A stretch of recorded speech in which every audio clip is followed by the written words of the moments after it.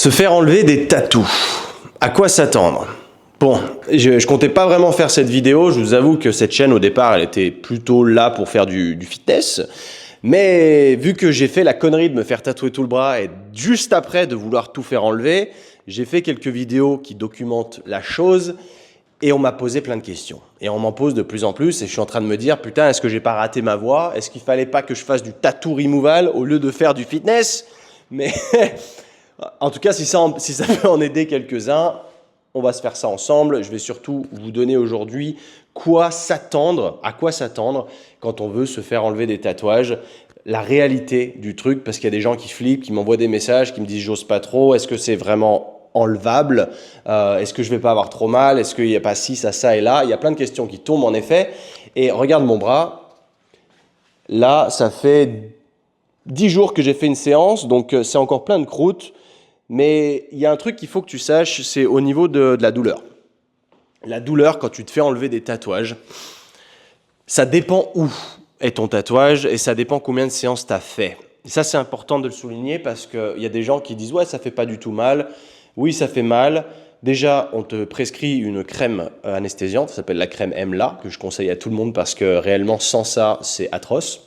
Et en fait, le truc sur lequel il faut vraiment être connecté, genre faut pas comment te dire ça, il faut pas sous-estimer ça, c'est en fait plus tes séances vont avancer dans le temps, plus ça va faire mal. En fait, il y a plusieurs choses, et plus les séances vont durer longtemps aussi. Par exemple, moi qui ai voulu me faire enlever tout le bras, évidemment, c'est pas le commun des mortels. Ça fait chier, ça fait chier parce que ça coûte de la thune, parce que ça couvre une zone conséquente de ton corps, mais derrière, forcément, ça amène de la douleur, c'est pas ouf.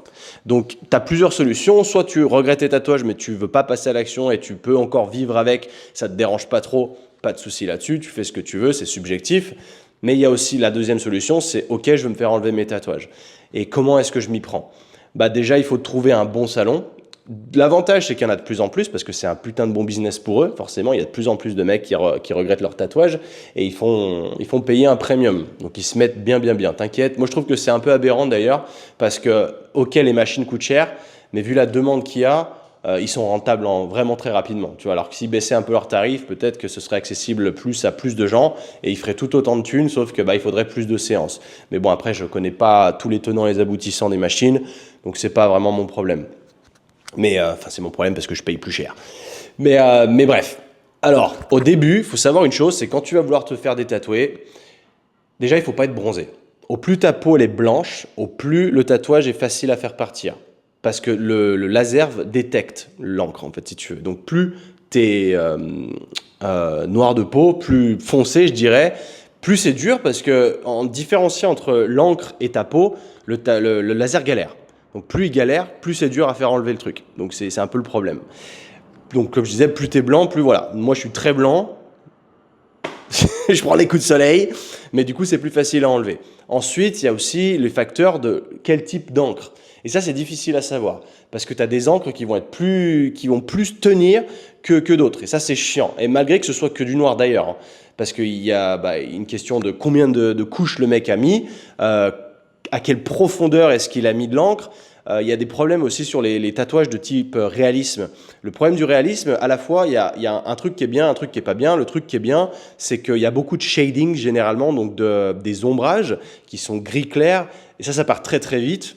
Mais, à contrario, la partie mauvaise, c'est que sur du réalisme, souvent, tu as du noir très foncé, mais avec du blanc pour faire ressortir des ombres et des effets de lumière. Sauf que le problème, c'est que le blanc, c'est extrêmement chiant à faire partir.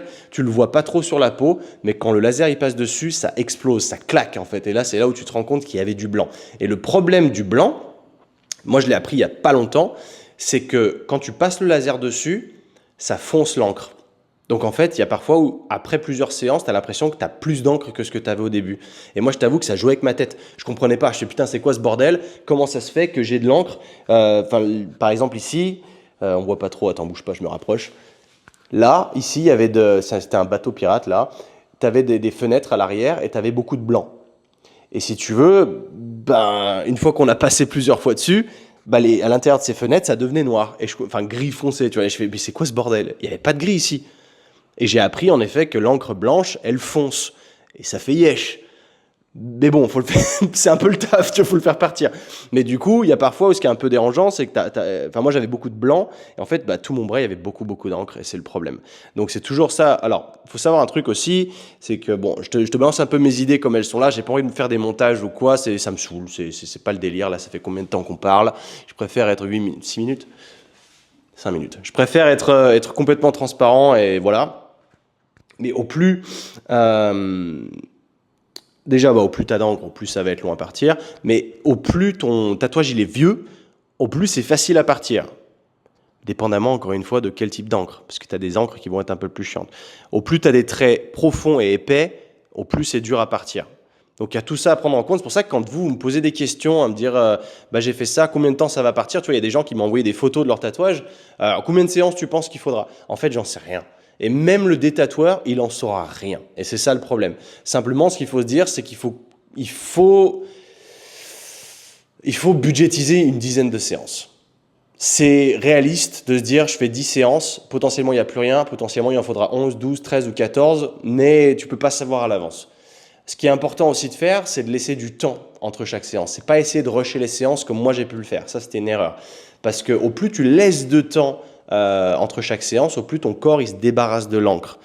Ça, c'est important de le savoir. Réellement, tu vois, et moi, j'ai enchaîné les séances et au final, la différence entre chaque séance, elle était minimale. Donc, ça me frustrait de ouf parce que quand tu fais une séance, c'est dégueulasse. Là, ça fait 10 jours, mais je vais te mettre une vidéo juste là de comment c'était le premier jour et tu vas déchanter rapidement parce que c'est hardcore. C'est ton bras, il enfle.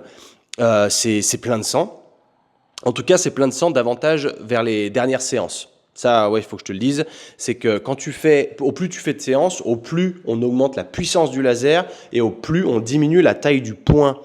Donc ça veut dire que tu vas aller plus profond. Parce que tu as plusieurs couches dans ton épiderme, tu vois, de tatouage. Et les premières couches sont très faciles à enlever. Donc c'est généralement ce que tu vois sur les réseaux sociaux. Dans le tatouage, c'est tu vois un truc, ça fait poup, poup, poup, poup, poup, poup, ça fait des gros points blancs, ça couvre ton tatouage très rapidement. Et en fait, ça, c'est les premières séances qui sont extrêmement superficielles. Donc le détatouage se fait très vite. Sauf que plus tu avances dans les séances, plus on réduit la taille du point et plus on augmente la puissance. Donc plus il va falloir plus de points. Donc plus de temps aussi. Et vu que tu vas plus profond, ça fait aussi plus mal. Donc le temps de récup, il est un peu plus long aussi. Ça, c'est vraiment important de savoir tous ces points-là, mais de surtout ne pas se décourager. Parce que tu rentres dans c'est une aventure, ok, je prends cette décision-là, je mets ce budget de côté parce que je sais que ça va me coûter tant. Tu peux potentiellement négocier avec le salon quand tu leur dis, bah, je vais venir ici pour 10 séances, par exemple, quel est le meilleur tarif que vous pouvez me faire. Tu peux mal laver en disant qu'il y a un autre salon qui te le faisait moins cher. Tu peux essayer, mais il faut être patient. Il faut être patient, et tu vois là où j'en suis. En vrai de vrai, il reste plus grand-chose. Même si là, tu as l'impression qu'il reste beaucoup. Alors, il y a beaucoup, c'est encore des croûtes. Ça, sache-le. Par exemple, là, à l'intérieur, ce tatouage, je le garde.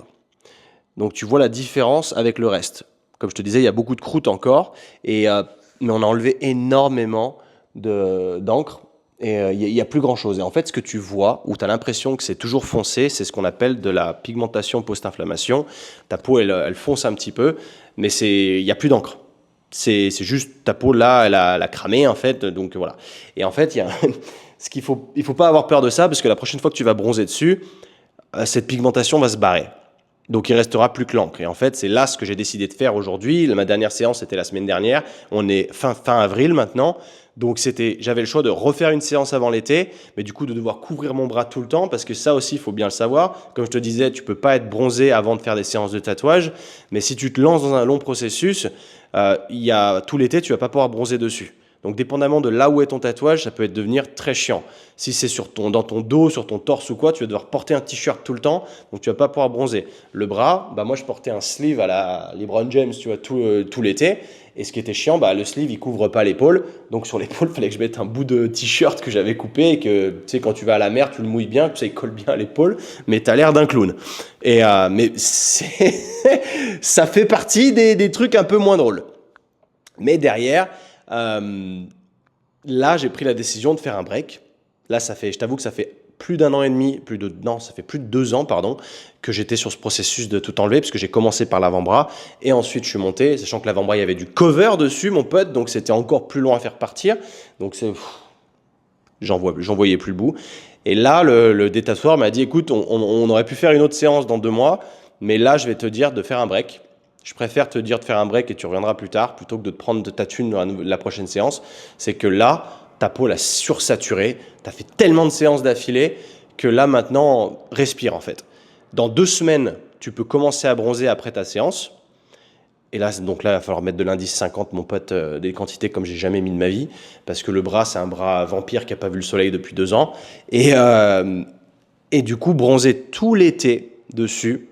Et je vais même laisser traîner, je pense, jusqu'à début d'année prochaine. Et il m'a dit, tu verras que la prochaine fois qu'on se reverra, tu auras eu l'impression d'avoir fait 2-3 séances de plus. Et ça, c'est pas négligeable. Donc sache bien ça, hein, c'est pas au plus tu enchaînes les séances de laser, au plus ça va partir, parce que c'est pas le laser qui fait partir le laser l'encre à proprement parler, c'est ton corps. Le laser, il rend le tatouage tout pété en petits fragments pour que ton corps puisse s'en débarrasser plus rapidement. Je l'avais déjà dit dans des vidéos, mais c'est important de le souligner. Comme quoi, en fait, il ne faut pas rusher les séances. Si tu n'es pas trop pressé, fais une séance tous les 4 mois, tu vois. Tu n'en fais que 3 par an, et puis ça partira. Voilà, sache ça, j'espère que j'ai répondu à pas mal de questions là-dedans. Je ferai une update quand je pourrai bronzer, parce que je pense que c'est important, parce que moi je suis très curieux de voir à quoi ça va ressembler une fois que je serai bronzé. D'ici 2 mois, peut-être quelque chose comme ça, et on verra. Donc voilà, si vous avez des questions, n'hésitez pas à les poser en commentaire si je peux vous aider. J'espère qu'en tout cas j'ai répondu à des questions là-dessus. Prenez soin de vous, on fait tous des conneries dans la vie, c'est pas grave, j'en fais partie. Je vous soutiens, et on est ensemble. Allez. Ah oui, et je vous ai pas précisé, complètement autre chose, mais j'ai démarré une chaîne en anglais parce que c'est le fun et que j'habite à l'étranger. C'est dans le fitness, hein. Donc je vous mets la chaîne aussi en description. Si jamais c'est quelque chose qui vous chauffe, si vous comprenez l'anglais, que vous êtes un peu à l'aise avec tout ça, je fais des épisodes de podcast en anglais et je fais des séances au gym, enfin à la salle de sport en anglais. Donc voilà, si jamais vous voulez filer un petit soutien là-dessus, allez voir là-dessus et je pense que vous kifferez. Merci à tous. Ciao.